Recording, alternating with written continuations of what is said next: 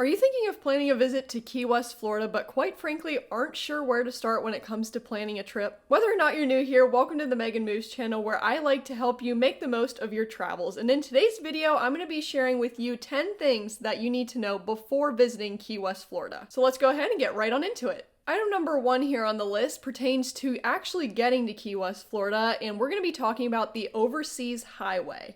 There are many ways to get to Key West, Florida, but one very unique way is by taking the Overseas Highway. This highway is neat because it drives through each of the Florida Keys. This route begins in the first key, Key Largo, and ends in Key West, Florida, where the route is actually about 2.5 hours long. When driving on the Overseas Highway, there's a ton of perks of actually taking this route as a means to get to Key West, Florida. One of my favorite aspects of the Overseas Highway, as I mentioned, it drives through all of the Florida Keys, and one really unique thing about it is that as you're driving through each of the keys, you can really see different aspects of the different keys and what makes them different from the others. And another great perk is that even though it is a 2.5 hour drive, you are constantly being entertained by things that are going on around you. As I mentioned, you're not only able to see some highlights of each of the different keys and see what each of them are like as you're driving through, but you're also able to see the beautiful clear blue water that is on either side of you as you're driving down the highway. When planning a trip to Key West, Florida, you may find that taking the Overseas Highway is the means of travel that you want to take to get to Key West. At times, flights to Key West, Florida itself can be pretty expensive, so what you could do instead is fly into Miami, Florida,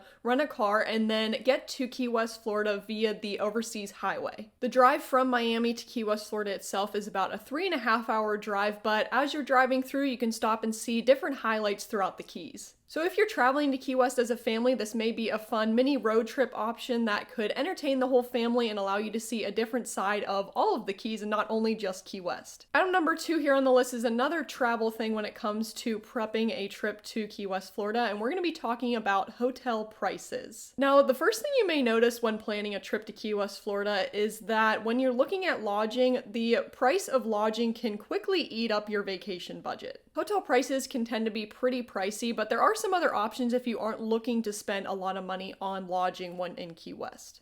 One thing we've done personally in the past is look up to see if there's any Airbnb options in the area that you could stay at for your trip. This is a fun alternative lodging idea because you can not only find a cheaper place to stay when in Key West potentially, but you can also stay with someone that is local to the area that can show you around and tell you some things that you should see during your visit. We also in the past have stayed at a hotel called NYAH, which stands for Not Your Average Hotel. And I will say we had a very positive experience at this hotel, and it had a lot of accommodations for us because we were traveling as a large group of people. This is a great hotel option because it is located close to Duval Street, which is downtown Key West. It has a pool, and as I mentioned, we were traveling as a large group of people, so it had rooms that accommodated larger sizes or groups of people. Item number 3 here on the list gets into a little bit of the culture and things to see and do when in Key West, and we're going to be talking about chickens.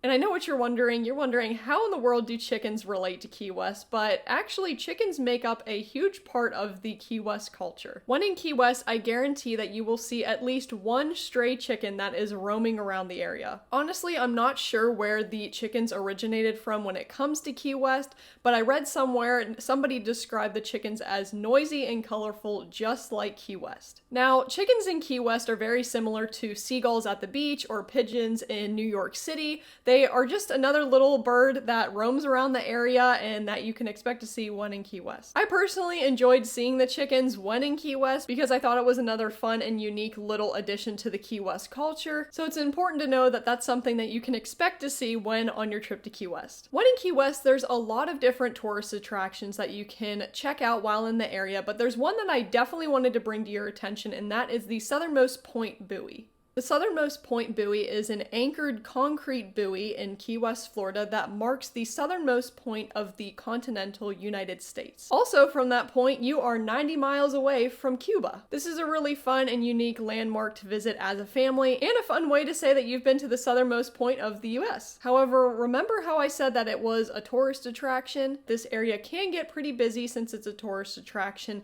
and there can be a line that forms in order to get a picture with the buoy. And my advice to you do is visit early in the morning when there isn't a whole lot of activity in the area, so that way you can go and get a quick picture and not have to wait too long in line. Moving right along, we'll get into item number 5, which is another highlight of Key West, and we'll talk about Duval Street. When looking up things about Key West or talking with somebody about Key West, Duval Street may or may not have been brought up at least once. Duval Street is one of the main parts of Key West, and there you can find a lot of restaurants, souvenir shops, and bars. But it's also another place where you can see a lot of that Key West architecture. This is definitely a fun area you're going to want to check out at least once while you're in Key West, but I will warn you, the atmosphere does change when the sun goes down. And all I can say to that is that at night, Duval Street can have a very rich and interesting nightlife. Depending on your personality, this may or may not be something that you want to experience, because the nightlife definitely does bring out all kinds of people, and the street can get pretty busy and very crowded in the evening time. And I will say, if you are traveling with your family or young children, going to Duval Street at night may not be something that you want to do, because there may or may not be some things that you don't want your kids to see that might be happening. So definitely keep that in mind when visiting Key West, but visiting Duval Street is definitely something that you should do at least once when visiting Key West, maybe during the day though.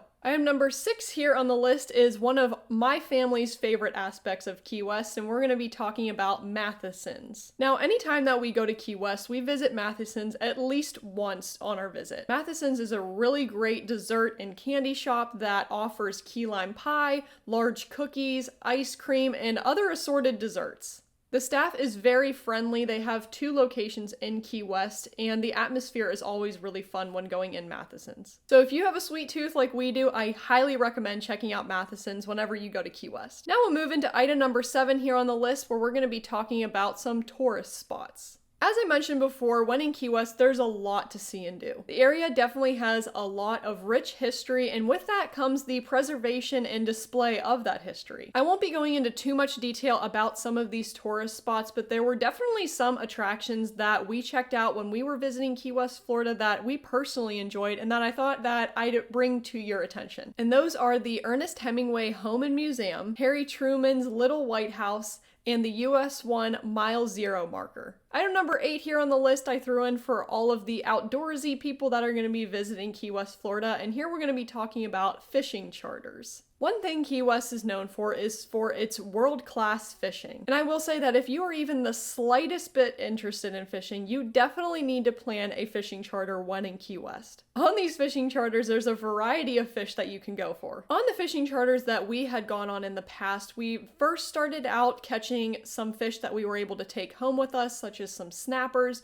Then we moved into shark catching, and then later finished with catching our main fish, which majority of the time were tarpon. There are a ton of fishing charters that you can choose from in Key West. You can either look up ahead of time and book a trip ahead of time, or when you actually get down to the area, you can go along the dock and see if there are any openings, or if you can talk to any of the fishermen, see if you're interested in going with them and if they are a good fit for you. Or I will recommend the Real Easy charters. That is one of the charters that we have gone on in the past. We had a lot of success with them. We've been able to catch a lot of fish. We had a really great time. They were very friendly. The staff was great. So I will recommend Real Easy charters with you, but if not, definitely go and look up any other charters that you might be interested in going on. Now, with item number 9 here on the list, it goes along with the fishing charters, and we're going to talk a little bit about the local restaurants. Now, the one great thing about the fishing charters is that you can take some of the fish home with you, so that way you can actually eat what you caught.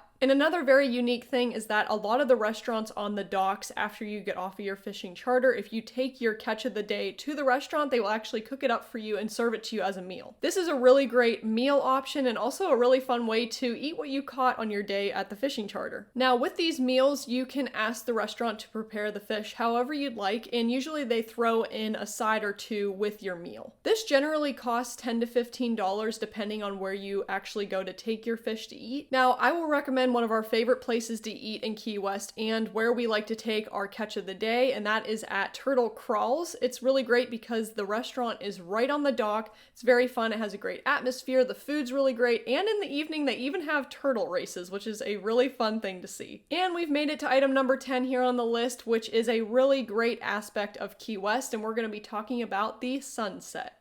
Now, with the sunset in Key West, most nights you can see an amazing sunset. The colors of the sky during the sunset in Key West are absolutely beautiful, and I definitely recommend making an effort to go and watch the sunset at least once during your trip. One great area to watch the sunset is on the fishing docks. It's not only a great place to see the sunset because there is a wide open area for you to view it, but it's also really fun because you can walk around the dock, see some of the nightlife happening at the restaurants, but also you can see a lot of the fishing charters coming in for the day. And it's really great being able to see what they caught for the day, how their day went, and going along with the fishing charters comment before, if you are looking around and trying to see what fishing charter might be best for you, it's a really great way to look around and see what fishing charters had success and which didn't, so it maybe gives you a better idea of which fishing charters to book a trip with. And there you have it. There's a list of 10 things to know before visiting Key West, Florida. And what did you think of the list? Key West is a very amazing and unique place to visit, and I highly recommend taking a trip there. Let me know in the comments below if you found any of these things helpful, and if you live local to the Key West area, let us know in the comments too if there's anything else we should know about before visiting Key West. But thanks so much for watching today, guys. If you're interested in keeping up with ways of how to make the most of your travels, definitely hit that subscribe button, and I'll let you know when the next video goes live. And with that, we'll see you in the next video. See you guys!